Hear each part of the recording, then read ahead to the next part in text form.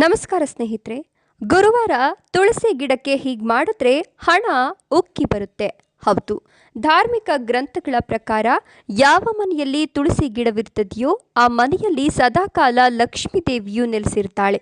ತುಳಸಿಯನ್ನ ಪ್ರತಿನಿತ್ಯ ಶುದ್ಧತೆಯೊಂದಿಗೆ ಪೂಜೆ ಮಾಡೋದ್ರಿಂದ ಸಂತೋಷ, ಸಮೃದ್ಧಿ ಮತ್ತು ಅದೃಷ್ಟವನ್ನ ಪಡೆದುಕೊಳ್ತಾರೆ.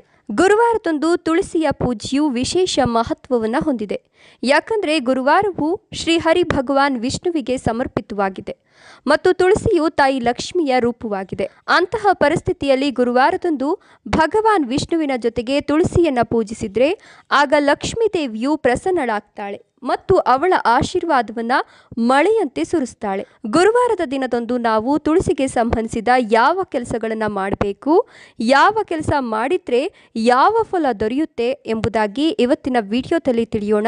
ಅದಕ್ಕೂ ಮುನ್ನ ತಾಯಿ ಲಕ್ಷ್ಮೀ ದೇವಿಗೆ ಭಕ್ತಿಯಿಂದ ಲೈಕ್ ಕೊಟ್ಟು ಆ ಭಗವಂತನ ಆಶೀರ್ವಾದಕ್ಕಾಗಿ ಓಂ ವಿಷ್ಣು ದೇವಾಯ ನಮಃ ಅಂತ ಕಮೆಂಟ್ ಮಾಡಿ. ಭಗವಾನ್ ವಿಷ್ಣುವಿನ ಕೃಪೆ ನಮ್ಮ ಮೇಲೆ ಇದ್ದರೆ ಎಲ್ಲ ರೀತಿಯ ಕಷ್ಟಗಳಿಂದ ಮುಕ್ತಿ ಸಿಗ್ತದೆ.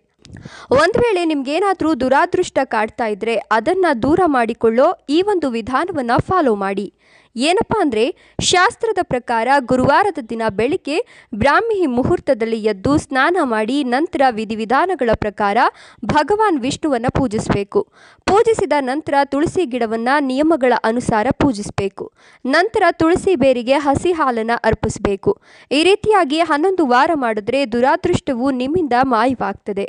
ಒಂದು ವೇಳೆ ಯಶಸ್ಸು ಅನ್ನೋದು ಸಿಗ್ತಾ ಇಲ್ಲ, ಯಾವುದೇ ಒಂದು ಕೆಲಸ ಮಾಡಿದ್ರೂ ಫಲ ಅನ್ನೋದು ಸಿಗ್ತಾ ಇಲ್ಲ ಅಂತ ಹೇಳುವವರು ಶಾಸ್ತ್ರದ ಪ್ರಕಾರ ಗುರುವಾರದ ದಿನ ಈ ವಿಧಾನವನ್ನು ಅನುಸರಿಸಿ. ಏನಪ್ಪ ಅಂದರೆ, ಗುರುವಾರದ ದಿನ ಮುಂಜಾನೆ ನೀವು ಬೇಗನೆ ಎದ್ದು ಸ್ನಾನ ಮಾಡುವಾಗ ಸ್ನಾನದ ನೀರಿಗೆ 11 ತುಳಸಿ ಎಲೆಗಳನ್ನು ಮತ್ತು 1 ಚಿಟಿಕೆ ಅರಿಶಿಣವನ್ನು ಬೆರೆಸಿ ಸ್ನಾನ ಮಾಡಬೇಕು. ನೆನಪಿರಲಿ, ತುಳಸಿಯಿಂದ ಎಲೆಗಳನ್ನು ಕೀಳುವಾಗ ಭಕ್ತಿಯಿಂದ ತಾಯಿ ನಿನ್ನ ಆಶೀರ್ವಾದ ಪಡೆಯೋದಕ್ಕಾಗಿ ನಾನು ಈ ಕೆಲಸವನ್ನು ಮಾಡ್ತಿದ್ದೇನೆ, ನನ್ನನ್ನು ಆಶೀರ್ವದಿಸು, ನನ್ನನ್ನು ಕಾಪಾಡುವಂಥ ಭಕ್ತಿಯಿಂದ ಎಲೆಗಳನ್ನು ಕೀಳಬೇಕು. ಹೀಗೆ 21 ಗುರುವಾರ ಮಾಡೋದ್ರಿಂದ ಜಾತಕದಲ್ಲಿ ಗುರು ಬಲಗೊಂಡು ಜೀವನದಲ್ಲಿ ಯಶಸ್ಸು ಸಿಗುವಂತೆ ಮಾಡ್ತಾನೆ. ಇದು ನಿಮ್ಮ ಜೀವನದಲ್ಲಿ ಪ್ರಗತಿಯ ಮಾರ್ಗವನ್ನು ಸುಸೂತ್ರಗೊಳಿಸುತ್ತೆ. ಇದಲ್ಲದೆ ಹಣದ ಲಾಭಕ್ಕಾಗಿ ಏನಾದರೂ ಕೆಲಸ ಮಾಡ್ತಾ ಇದ್ರೆ 21 ತುಳಸಿ ಎಲೆಗಳನ್ನು ತೆಗೆದುಕೊಂಡು ಅದನ್ನು ಹಳದಿ ಬಟ್ಟೆಯಲ್ಲಿ ಕಟ್ಟಬೇಕು. ಕಟ್ಟಿದ ನಂತರ ಅದನ್ನು ನೀವು ಸುರಕ್ಷಿತವಾದಂತಹ ಸ್ಥಳದಲ್ಲಿ ಅಥವಾ ನೀವು ಹಣ ಇಡುವ ಜಾಗದಲ್ಲಿ ಇಡಬೇಕು.